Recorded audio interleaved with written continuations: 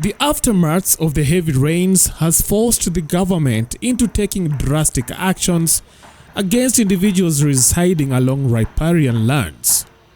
Some of these directives have resulted in severe consequences, leaving many homeless and tragically some dead. Wewe wengine wako wapi mama?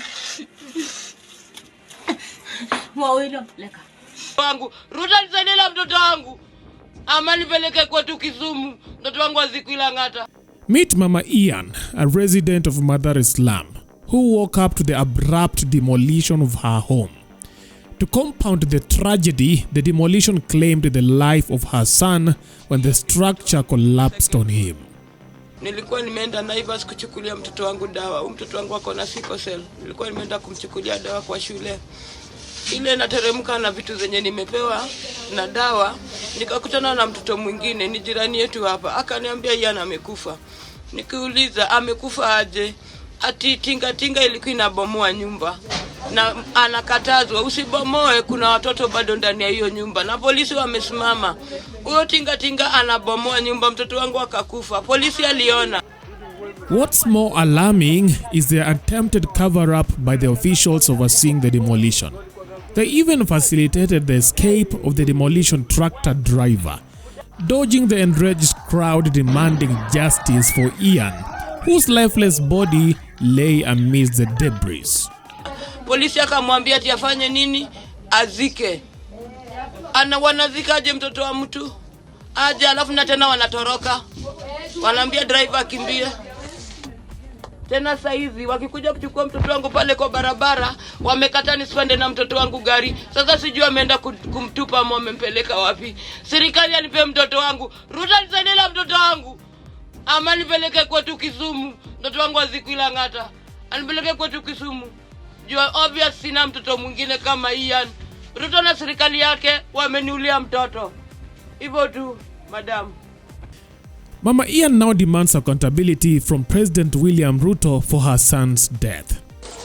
Meanwhile, just miles away in Mukuru slums, another tragedy unfolds as a demolition tractor inadvertently kills a young child during operations in Mukuru kwa Ruben.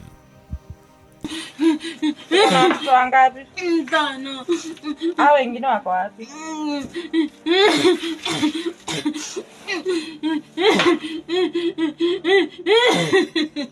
Wewe wengine wako wapi mama? Wawili peleka. Wala mwingine angolomanda. Wala mwingine akampesa. Bentikisa. Anasomea huko. Wamusha amekufa. Na kuna watu wote wamekuja kukusaidia? Na sasa nikuulize mama. Sasa tuseme unataka kusaidika. Mtu anaweza akakupata aje? Tumekutafuta. Uko na simu? Sina nguvu. Sawa. Nguvu sina. President Ruto on the other side has pledged financial assistance to flood victims. Additionally, his government has vowed to provide support for the burial of those who lost their lives in Mahimahiu due to the devastating floods, which left many displaced and deceased. We've mobilized our military. Members of the national government are working with the counties in collaboration to support those in distress. We have provided from our Ministry of Special Programs food and other amenities to support those in need.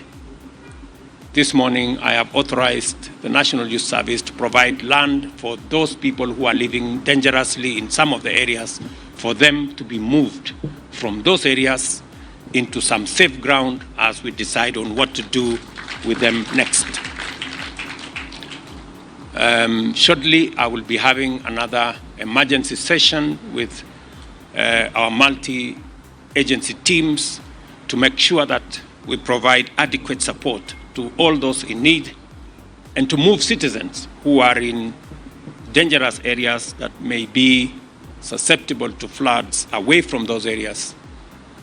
And unfortunately, we will have to move some of them even without them agreeing, because otherwise they put themselves in danger. The Deputy President will be having a meeting tomorrow with all the other actors, including our development partners, to facilitate greater collaboration to deal with this challenge. And I want to ask members of Parliament in their respective constituencies. I've managed to talk to a few yesterday. I've talked to some governors yesterday, for all of us to have a whole of government approach, a whole of society approach in supporting those in need.